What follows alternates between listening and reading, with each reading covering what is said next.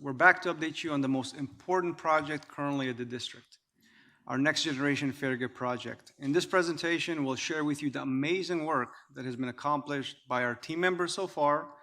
We'll touch up on some of the challenges and illustrate the very aggressive nature of this project. This is a generational project for BART that will transform our system for the good. We are devoting the time and resources necessary to ensure this project results in Faregates that will make BART safer for decades to come. We are pursuing a highly aggressive timeline because we know our riders want these new gates to be in place as quickly as possible, just as bad as we do. Which is why we'll have the first prototypes installed at West Oakland Station by the end of this year.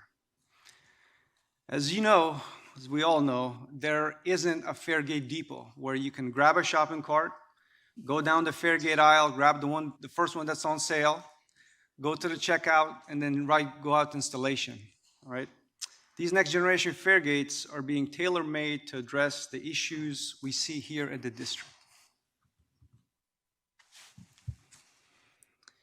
Our delivery strategies began the moment the contract was awarded by our board.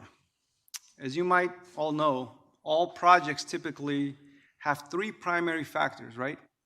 You have your scope, you have your schedule, and you have your budget. For our project, the primary driver is schedule with a thick overlay of quality. We knew from the get-go that we had to approach this project differently, very strategically. We have mobilized a tremendous number of resources and manpower to this project. Given the aggressive nature of our project, we developed a new approach to testing prototypes to meet our tight deadline, where we are simultaneously testing, I will repeat, simultaneously testing at the West Oakland prototype station and at our laboratory. This has never been done before. We immediately created a senior leadership team devoted to this project. We have engaged nearly every department at BART, starting from our government community relations down to our frontline workers. We're continuously engaged in critical communities, including our ADA community partners and the neighborhood where our first gates will be installed. Our team has also worked very swiftly and diligently to identify a workspace for our vendor with S Traffic, as you probably know, allowing them to work out of BART headquarters to help tighten up collaboration and coordination. So far, district-wide, we have logged over 10,000 staff hours working hard on this project. With that said, I will now hand it over to my colleague, Mike Wong, who is our lead project manager, to take you guys through the remainder of the presentation. Thanks, Wahid. Good afternoon, Board of Directors. I am Michael Wong, the lead project manager for the Faregate project. I'm pleased to be the one to tell you what the team has done to date. BART's team has been working closely with S Traffic's team on developing the conceptual and preliminary designs, including software integration and overall performance. And we have found opportunities to better the final product. Additionally, a large part of our team has performed multiple site visits and field investigations to ensure we have a solid installation plan moving forward. As we mentioned previously, this is the most important project in the district. We worked on improving S Traffic's conceptual design within the first month. This was followed up shortly with their submittal of the preliminary design. BART has a goal to have a turnaround time of 5 calendar days for reviews. This is made possible by having dedicated staff on this project. We also had multidisciplinary review teams to ensure all systems are being integrated properly. So far, there have been over 50 submittals, some ranging between 500 to 1,000 pages a submittal. One of the primary stakeholder comments was related to the door criteria. S Traffic proposed laminated tempered glass, which caused concern due to the potential effects of vandalism. So the district explored and accepted the use of polycarbonate, as shown in option 1. Polycarbonate is approximately 250 times more resistant to impact versus laminated glass. We also plan to prototype 2 additional variations in the door configuration. Option 2 represents a metal frame with a perforated metal panel. Option 3 represents a metal frame with a polycarbonate infill panel. All options are transparent. In addition, as part of the design evolution of the door, we reduced the 3-inch gaps between the door paddles to 1 inch for standard aisles and 2 inches for accessible aisles. Another aspect of the gate that we are trying to improve on is the slight deflection which could be caused when the door is experiencing a constant pressure. The gate design implemented deterrence features for climb-overs. One is to have slope features at both the base and top of the console. The other is to insert a polycarbonate triangular fin attached at the center of the Faregate console so someone cannot leverage the console for fare evasion. The overhead bridge adds another deterrent for climb-overs and provides visual information for riders. Our team has been working on the required materials, services, and construction procurements to support the development of the new Faregates. Material procurements include step-down transformers, network switches, communication cables, in addition to other electrical materials to support the Faregate installation. As mentioned in previous board meetings, contractor services will be engaged to augment district staff during the installation to meet the accelerated deployment schedule. As Wahid mentioned earlier, we modified the approach to testing. Normally, the gates are delivered to the lab from the fabricator to be tested for at least 60 to 90 days. Once testing is successful, the fabricator will be given the go-ahead to produce the gates for the prototype, followed by additional testing in the field.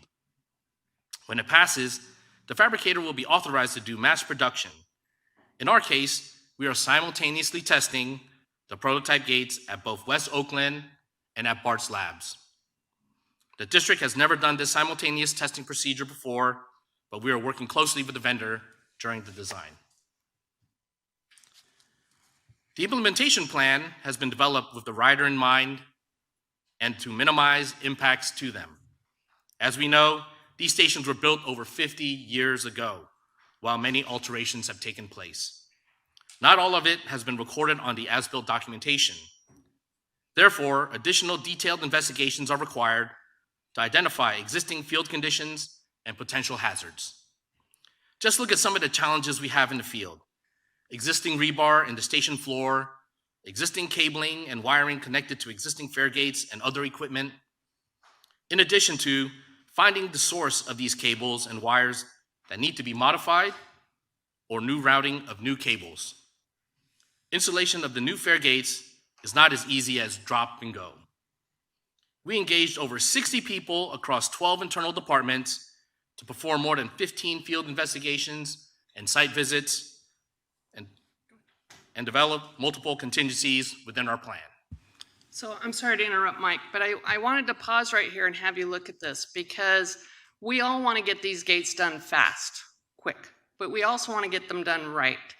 And there is so much going on in our stations, and this is just West Oakland. And if we look at the whole system, system-wide, we need to figure out what's in there.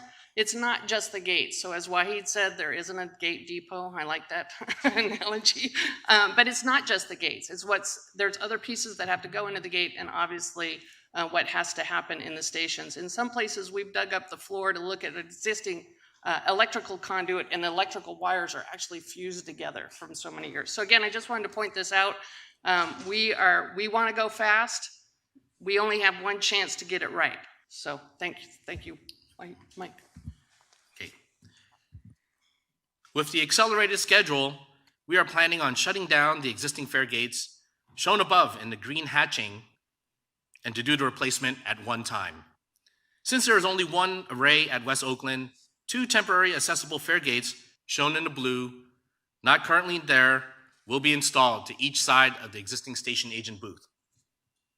We recognize that this setup may not be as seamless to the riders during the install, so we will work diligently with our operations and our accessibility partners to provide the proper signage and mitigation measures. From this, we can learn how the station is impacted and apply this knowledge to future deployments. Implementing new computer hardware using both new and existing software configurations has its challenges. Lucky our team has a lot of experience with these types of challenges. The new Faregate has an internal network switch that connects the gates via cameras, sensors, and computers' external systems via the operational network. BART's current equipment for the supervisory control and data acquisition, or SCADA, which is used to open the gates in an emergency, are no longer available for S-Traffic to purchase.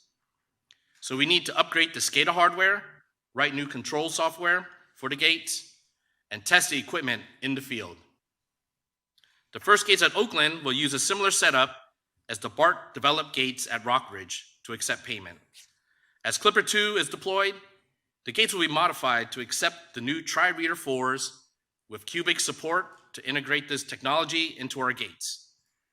We've already exercised the option to implement S-Traffic's monitor and reporting systems, and we are engaging S-Traffic to provide an integrative control system which will enhance their products to meet BART's business needs.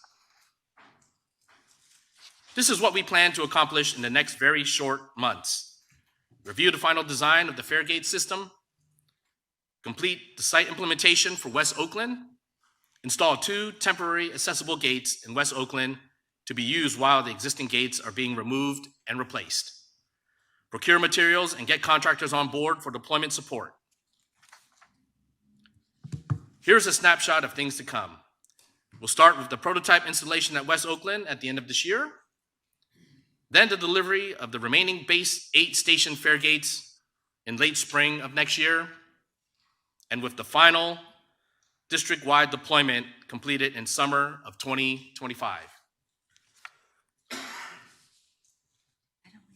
We would like to thank the dedicated team members and stakeholders that have supported us to date. Thank you for listening. We would like to open this up for questions.